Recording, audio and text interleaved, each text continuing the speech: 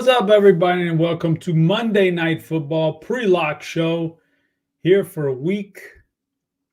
What is this, Squirrel? Week 3. We're week 3. Yeah, we're week 3. The end of week 3. We're wrapping it up, man.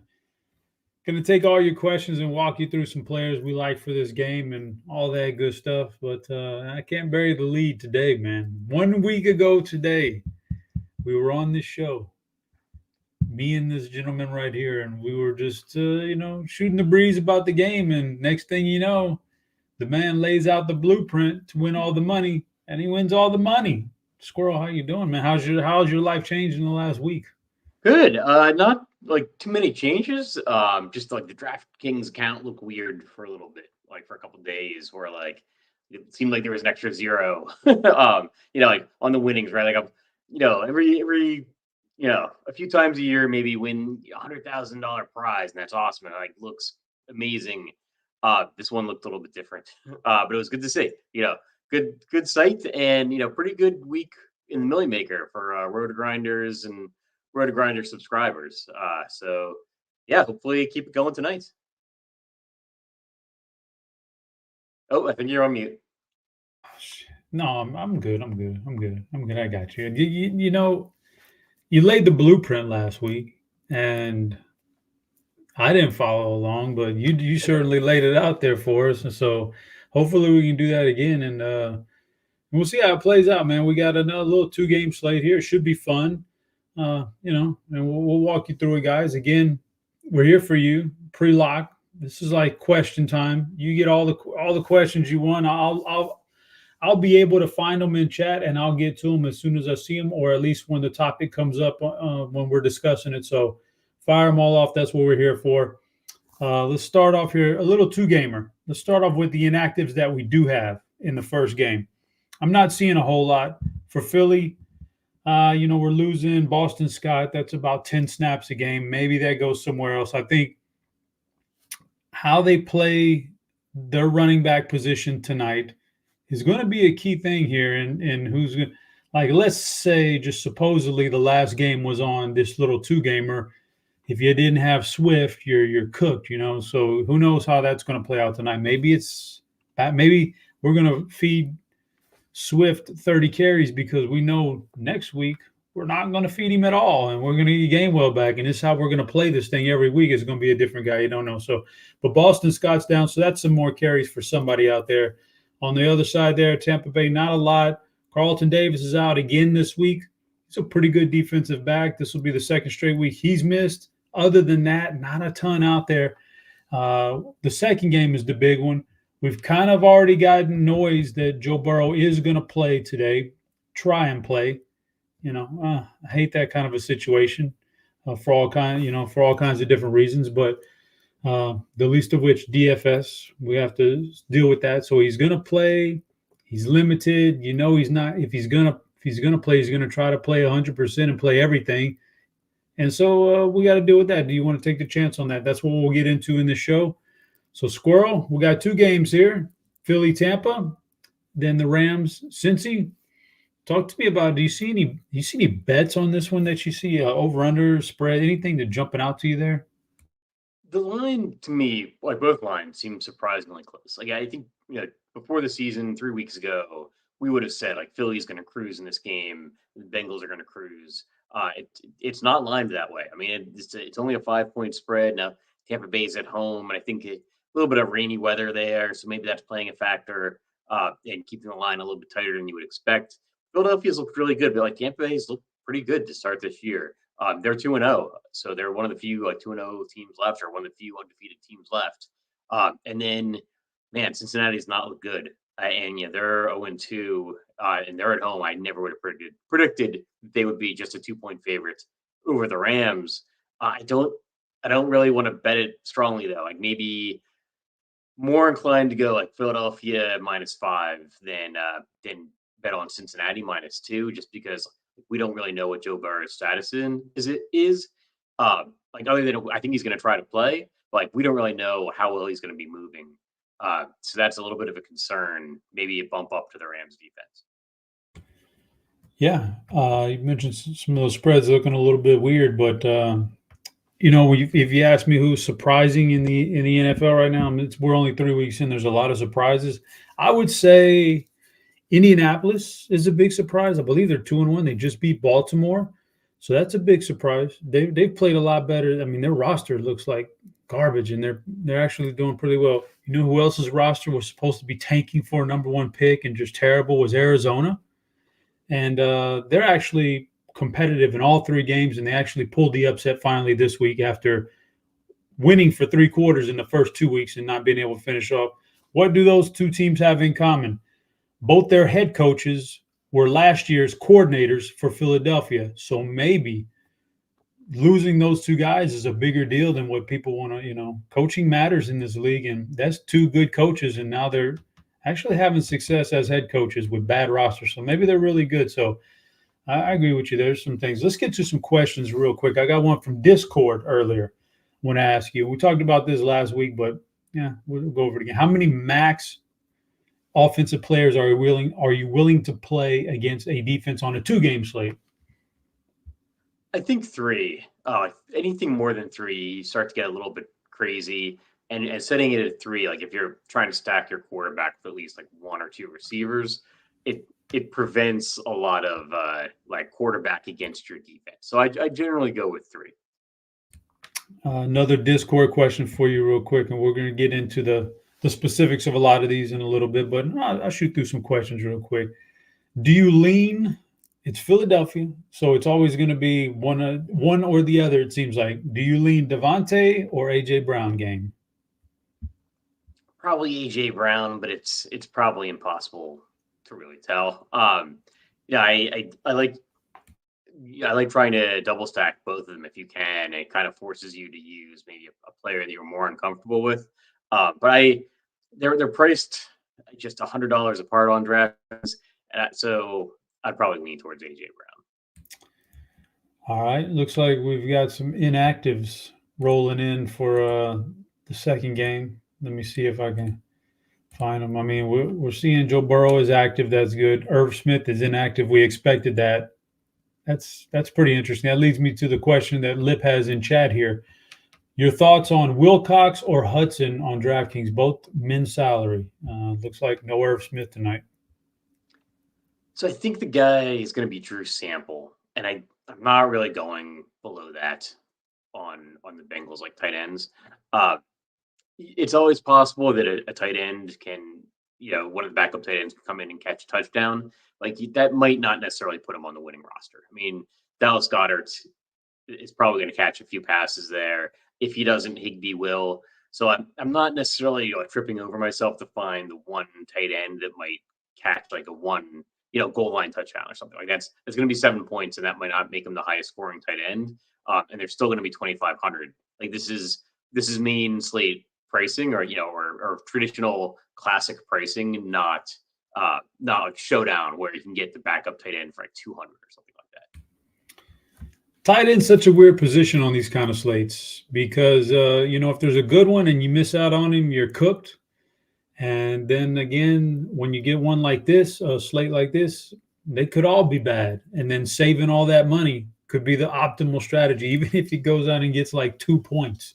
So it's a weird slate. I find a position like that always to be interesting. But Jonathan's in our chat. He says, is running Hurts naked going to be too popular? I would say, I'll let you answer this too, but I would just say that no, not going to be popular just because it's really tough to sit down and to have a lineup spit out at you that if you're playing her doesn't have a Philly receiver in it. They're going to, they're two of the more popular ones. It's just 2 games. So no, I don't think it's going to be too popular to run naked Hurts just because like it's tough not to play one of those guys. Yeah, and you got a question like, does Hurts without any of his receivers? Like, how does that happen? I mean, you'd have to maybe be running in 2 or 3 touchdowns. Otherwise, I just think, like Hurts has to get his points somehow, and I don't think he's necessarily going to be running for 100 yards. Maybe it's possible. I'd still rather just pair him with at least one of his wide receivers or Dallas Goedert, just presuming, or at least like one of the running backs, like Gainwell or Swift. Saying like somebody's got to catch a pass from him unless he really is running in 2 or 3 touchdowns.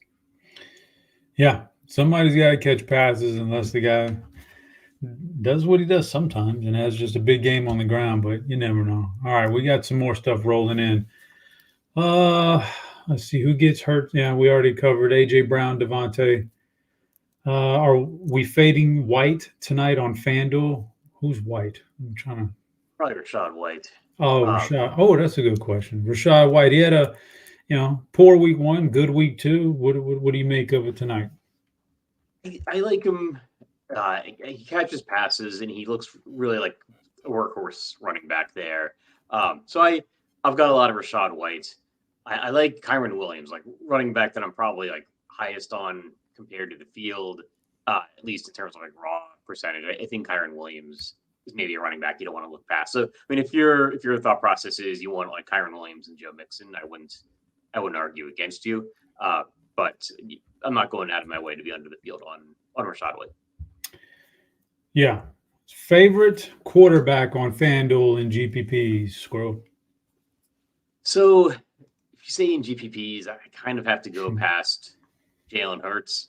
I think I'm going to be under the field on Hurts. I put it in my article that I don't think you need to, like, you might see really outsized ownership. It's hard to predict the ownership on like a 2-game slate like this, especially with like a running popular quarterback. I think I'm going to be under the field on Hurts. I don't mind Baker Mayfield. I like that call. I like a little Baker, man. I know you. I don't know, how much do you look at like what defenses have done so far in the year, or are you just straight up looking at projections and then ownership? I'm usually, if I'm looking at defensive stuff, I'm looking at it for last year, especially like these teams will all only have 2 games of track record this year to go on. If I see something that's like I'll look at last year first, I'll look at this year to see like, is there a big difference? I mean, if it's a consistent trend this year, in the 2 games and also last year, like bad pass defense, something like that, then I kind of presume it's a real trend. So you are looking at you do occasionally glance at stuff like that. Yeah, particularly if it might be like a coaching style thing or personnel thing or an injury situation. Like if a team's got their injuries in the secondary or something, and they gave up a bunch of pass yards this year so far and last year, then maybe that, or maybe they didn't give up a bunch of passing yards last year, but they've had some injuries or personnel changes, and now suddenly they're giving up a bunch of passing yards. That's something I'll consider. That's good to know, because if you sit here and tell me you don't look at anything except the projections and the ownership, and then you piece them together from there, then I just have to blow up my whole process, man, because you're out there winning every week, and if you're not looking at defenses or anything, then why should I, man? But Jimmy James is in chat. He says, with a question mark, Philly, Tampa Bay shootout. And that leads me to, last week when you told us what you were going to do and basically how you're going to do it, you said game stacks, and then it ended up where, you had like basically an entire roster from one game, except for just like 2 players from the other game. You feel the same way tonight? Is that a general strategy, or was that just slate specific 1 week ago? No, that's a general like 2-game slate thing that I would do. And actually, I kind of feel the same way, even in other sports like basketball. Like I'm more likely to go for like game stacks if there's fewer games than we're used to seeing. Just because like if one game goes over its total, like it looks on paper right now like these teams are going to score about the same number of points. Like everybody's going to be between like 19.5 and 25 points. Like that's not going to be the case when they actually play the games. And there's a good chance that one of these games will go way over its total, and then maybe one of it goes under. And then you want to be on the game that's over its total. Speaking of a little stack, boy, how about them Dolphins yesterday? My God, they went crazy, man. Did you have some Dolphins yesterday? Yeah, I mean that's pretty crazy. Again, if you think about it, I didn't look, but what would the real optimal winning lineup have been? It's hard to imagine. Like you would have had to have HN and Mostert together paired as the running backs. That's just something I never would have gotten to. I mean, on a certain, like maybe really small slate, I could see it, and I've certainly done it on showdowns. But yeah, man, for a main slate, I don't think I could do it. So I would have never got there. And I just don't know if I would have got to A-Chain anyway with just a couple of carries last week or whatever. I don't know. It happens, man. It happens. But sure, you didn't have to stop there. You could have played their quarterback, Tyreek. They were all crushing. We got Lip in chat says that Tutu Atwell, yeah, he did go to Louisville. So that's right up the road. So it's a homecoming. All right, some narrative, man. Why not? I don't think Matt Stafford cares, but maybe there's something. When they say narrative, like I'm thinking, I'm envisioning, the quarterback in the lock. He knows, oh man, this is X or whoever this is. This is his birthday or this is his homecoming. I'm going to feed him. I'm going to make sure, he gets his. I don't know if Stafford's sitting there looking at Tutu Atwell tonight, going, "Oh man, you're playing 150 miles from home, huh?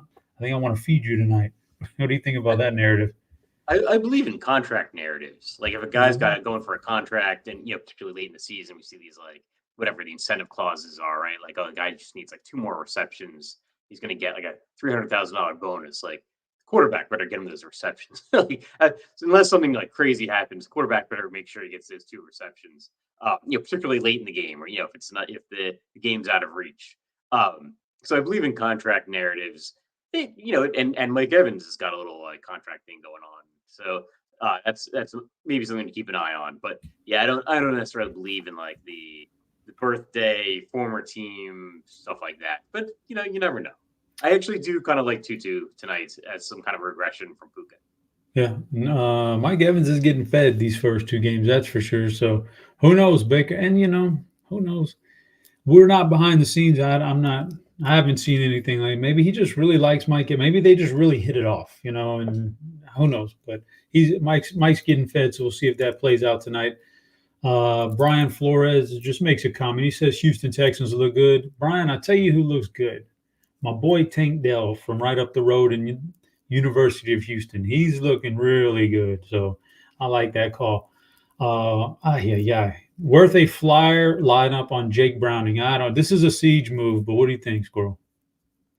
Yeah, I don't like that kind of play for a few reasons. Unless like Browning's starting, obviously, in which case open the floodgates for your Browning lineups. There's just so much that has to happen because you put in Browning into a lineup. You're not just saying that like because Browning's got to outscore like Jalen Hurts, Matthew Stafford, and Baker Mayfield still. Like even if Joe Burrow goes down, like Browning's got to step in. So like if Burrow's getting hurt, re-aggravating his injury and coming out, it better be in the first quarter, right? Then he has to do well. And then if both of those things happen, which is a near miracle, you have to beat out all the other lineups that thought the same way, right? You're not going to be the only Browning lineup in like a 90 something thousand person contest. I played backup quarterbacks on a slate like this once years ago, probably 2016, and I looked at the DraftKings file after the contest. I was like, oh wow, there's so many people with these backup quarterbacks in there, but they were all thinking the same thing. And I think it was Matt Schaub actually got hurt and like went out of the game. And yeah, sure enough, like I had a Matt Schaub lineup. He didn't do enough to win the contest or anything. And there were a bunch of lineups in there that had the backup quarterback. So I tend not to go there. Yeah, I kind of agree with that for sure. I don't think I've ever done a lineup with a backup quarterback, but to each his own. Let's see here. We got could be Travis asks a question. I'm going to ask you this one because you really you do a lot of this stuff on the short slates / showdown. Do you force 2 pass catchers with a pocket passer tonight on a slate like tonight, or do you limit them anyhow, or how do you treat your pass catchers with a quarterback? Yeah, I actually do force at least 2 pass catchers with the non Jalen Hurts quarterbacks. I just don't see how they get there without that, without having two pass catchers. So yeah, I mean, I guess you could say, oh, maybe like Baker Mayfield throws like 4 touchdowns to Mike Evans, and so you just need Mayfield, Evans, and then it's a bunch of other people. But I think it's more likely to happen where the quarterback's throwing to multiple receivers. Now, is that different for you than it was yesterday on the main slate? Are you forcing 2 pass catchers just regard on all slates? If it's like a statue quarterback, like I would for some of these guys, for like Stafford, Mayfield, like these guys aren't running the ball. Interesting. It probably depends. But I'm more often than not, I'm going to force at least 2. Yeah, that's interesting. I don't do that enough. I don't do the two wide receivers thing enough, but you can always learn, progress in this DFS thing. So lots of good questions here. We're going to get to. We want to skip over that one. Rams inactive. Yeah, we saw that. I would say that thoughts on Dan Ryan says thoughts on Higgins and Chase tonight. So you'll be playing Joe Burrow, definitely a statue tonight because he's got the leg injury. I'm sure you'll be playing two pass. Can you afford those two though? And if you had to pick one, which one would it be? Higgins game or a Chase game? I'd pick Jamar Chase. I think he separated himself a little bit. Like it used to be kind of impossible to pick between the two, but Chase has done better, and he just tends to be more explosive. Like maybe it's just my own like anecdotal memory, but I feel like Jamar Chase just goes from monster games sometimes. I'm not necessarily going to be over the field on Jamar Chase, but between Chase and Higgins, I'd probably go Jamar Chase. But I assume you're going to have them both in the same lineup with Burrow. Yeah, but actually kind of like Tyler Boyd as well. They got a third, yeah. Yeah, this defense tends to give up a lot of receptions, so that tends to be more like Tyler Boyd's game. So probably over the field on Tyler Boyd, and but yeah, I'm pairing Joe Burrow probably with at least 2 of those guys or the tight end sample. I would say it's weird, but watching the game last week with Cincy, and they got down there at the very end with a chance to, I think, take the lead or tie. They were inside the 10-yard line. Second to the last play, and Burrow fires one off into the corner in the direction of Chase, and it wasn't particularly close. And I remember watching Chase. He seemed really upset, and he signaled to come off the field. So I don't know, man. Little thing like that. Maybe we're picking him. Maybe he's a little squeaky wheel tonight, and we're gonna feed him tonight. So I don't know. Maybe it's just my eyes deceiving me, but so I kind of look at something like that. You never know what could be your tiebreaker on some of your decisions the next week. But let's see. We got friend of the show, Fernando Rodney, in Showdown for Philly Tampa Bay. Would you Trey Palmer or OZ for cheap? OZ is. Yeah, he's the third wide receiver, I think, stepping in for Quez Watkins. So yeah, I like Trey Palmer a little bit better. I have a little bit more Trey Palmer. Actually, I am doing Showdown for the Tampa Bay Philly games, and I do have a little bit more Trey Palmer than OZ. But it depends on the lineup too. Like if you've got Baker in there, then go with Trey Palmer. Otherwise, if you've got Hurts, maybe you go with the former Falcon guy.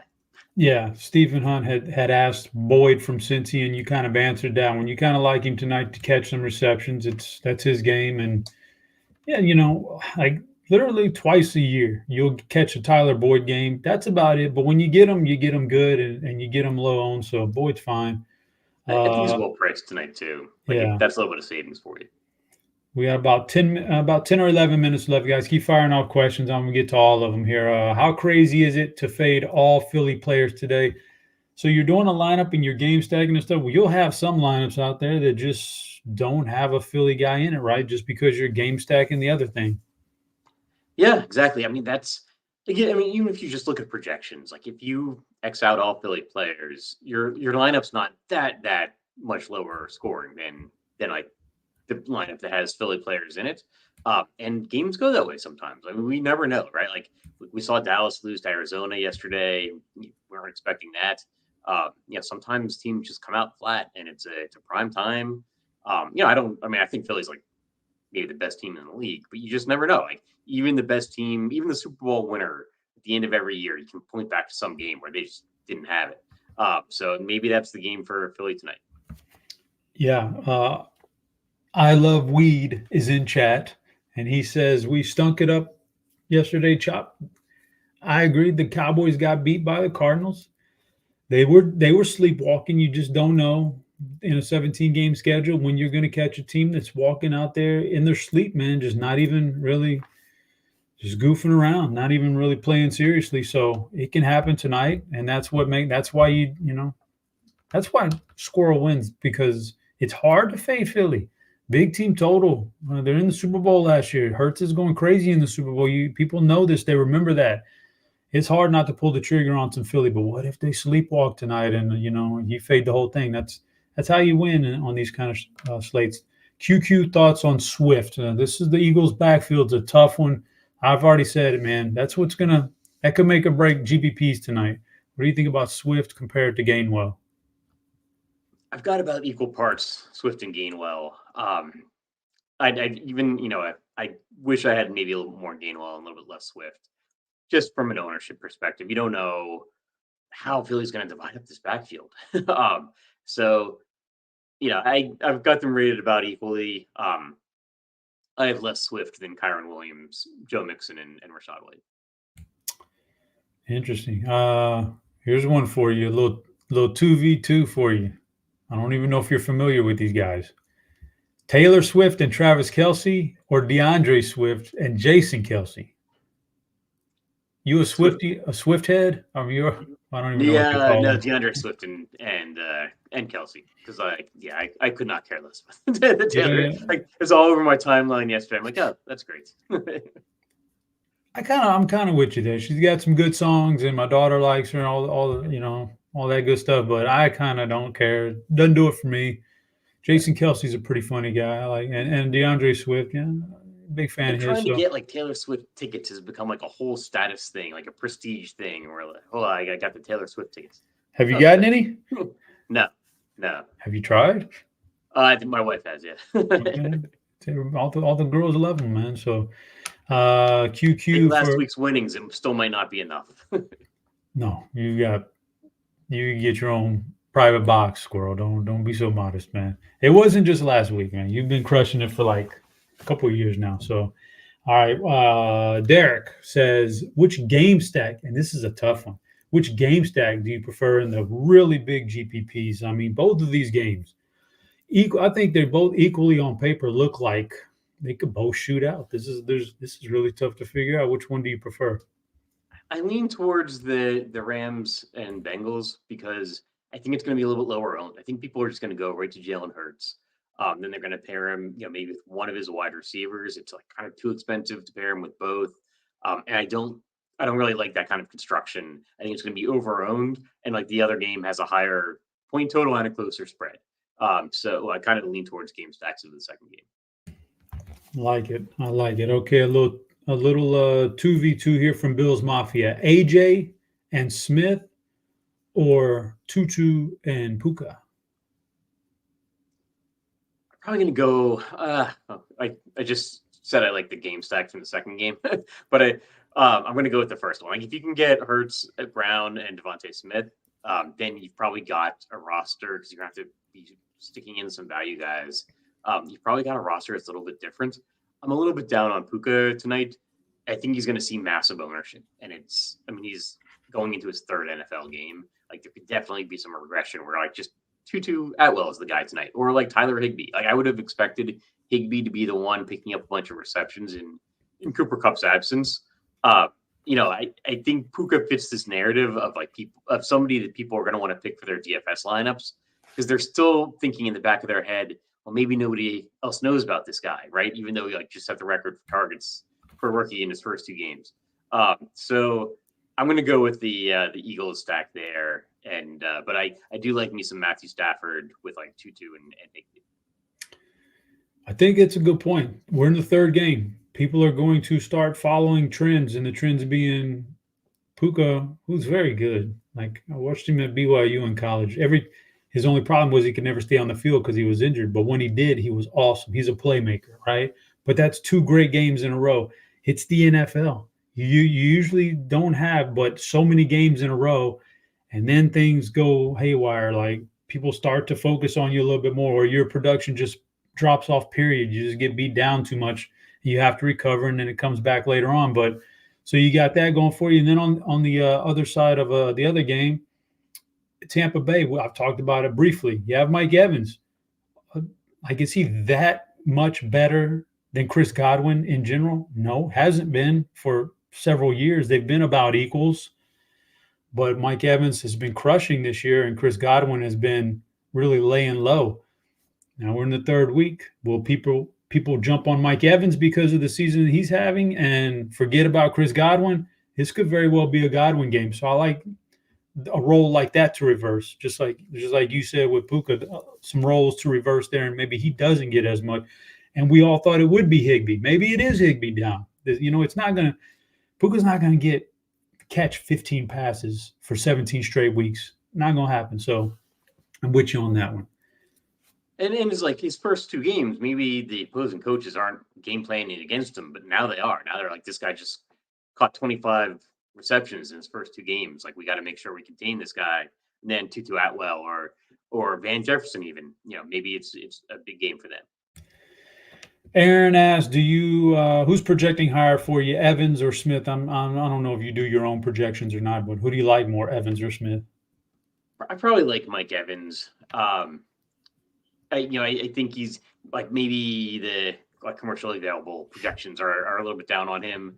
But I kind of like Mike Evans. He seems to have found a connection with Baker Mayfield, and he's got the contract thing, so maybe that's for real. Got about 3 minutes left, guys. If you got any last-minute questions, get them in there because we will answer them before we get out of here. 3 minutes, and you can throw it in your lineup real quick. Rams Showdown, Sample or Wilcox for you? I think Sample is going to be really highly owned, but I think he's minimum priced, if I recall. I haven't actually gotten my Cincinnati Rams Showdown lineups in yet, but I'd lean towards Sample. I think he's going to be the starter. And I think he's minimum priced. So. For Showdown, you can only play one, Higgins or Mixon. Right. Would say it? I probably prefer Mixon there. Yeah, I was going to say I actually like Mixon a lot tonight. He's kind of like the Tyler Boyd, obviously better than Tyler, but he'll have his, instead of one or two games, he'll have his 3 or 4, maybe 5 games a year where he blows up. This could be the Mixon. I like Mixon quite a bit. Are you taking any stock in Gainwell or Swift? We've kind of covered that. He's about 50-50. I've heard the coach say ride the hot hand. I don't know what that means, but it wouldn't surprise me if they gave Swift all those carries last week, knowing that they're going to pull back on him this week and they, not wear any of these guys down. Gainwell or Mixon for FanDuel. I'm sure you'll go Mixon there, right? Yeah, definitely go Mixon. And another thought with the Gainwell Swift thing is maybe Swift has an injury history, so maybe they really do want to make sure they're not riding him too hard. Will Chet Lemon play tonight? Not sure. I'm not sure who Chet Lemon is. Maybe that's a trick question he's trying to get us, but we got about a minute and a half left, guys. Thoughts on the Bengals onslaught for the 2-gamer? He's covered it already. It's stacking, man. Stack the heck. He's going to stack the heck out of it. I'm getting more into the stacking thing here on the shorter slate, so I agree with it. You never know. We got about a minute left, guys. We're going to now, what do we got? No more questions left, so I don't know. Let's just go over some guys that we think. A guy, if my boy Butthole Jenkins, he isn't here tonight, but if he was here, he'd be asking for our Fill It in the Plums play of the night. I'll let you go first. Who's your – oh, looky there. We got the gift. Now, next time we're going to really edit this thing up and we're going to put somebody's face on that. On that. But who's your Fill It in the Plums play of the night tonight? I'll actually go with the hometown narrative and Tutu Atwell. Oh, all right. You did it, man. You got it. I'm going Chris Godwin for all the reasons I've mentioned on the show. I think maybe he has a good game. So, guys, we appreciate you. We got about 30 seconds, so we're going to jump out of here. Maybe one of us wins a milli tonight. Let's cross our fingers. Maybe somebody in this chat does. That'd be even better, man. So if anything turns up good for you tonight, let us know. Screenshot us. Get at us on Twitter, and we'll be very happy to acknowledge it, guys. We appreciate you tuning in until Thursday night when we come back for another pre-like show.